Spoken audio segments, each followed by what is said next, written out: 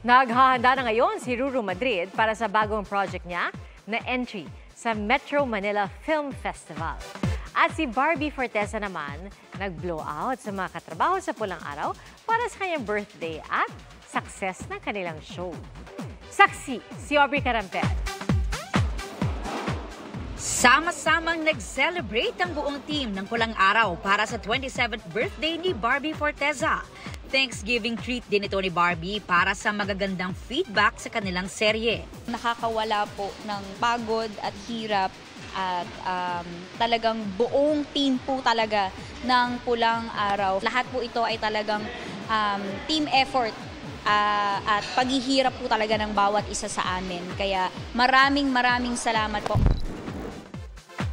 Vaudeville-inspired ang photoshoot ni Barbie na ang tema hango sa kanyang Pulang Araw character na si Adelina na isang vaudeville performer. Mayroon ding inspired kay cabaret star Liza Minnelli na ideya naman daw ng kanyang mommy Ami. Kasi nga 27 na, di ba? We're not getting any younger. Gusto lang namin ipakita yung sophistication ng vaudeville. Gusto namin ipakita ang parang ang womanhood. We want to highlight that. Nagpaabot din ng birthday greetings ang kanyang fellow artists, kabilang ang better half ng Barda Love team na si David Licauco. May sweet message rin ang boyfriend ni Barbie na si Jack Roberto na lagi raw siyang susuportahan.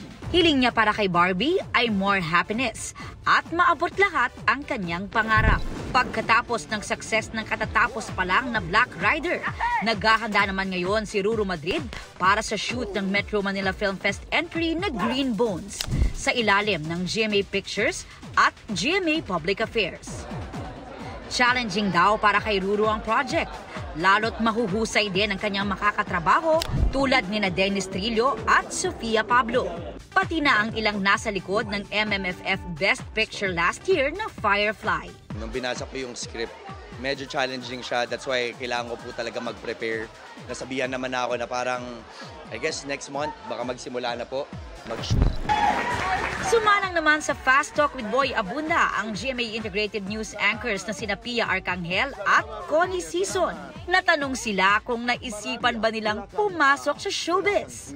Kwento ni Pia, minsan siyang sinali ng kanyang mommy sa isang audition bilang model ng baby powder.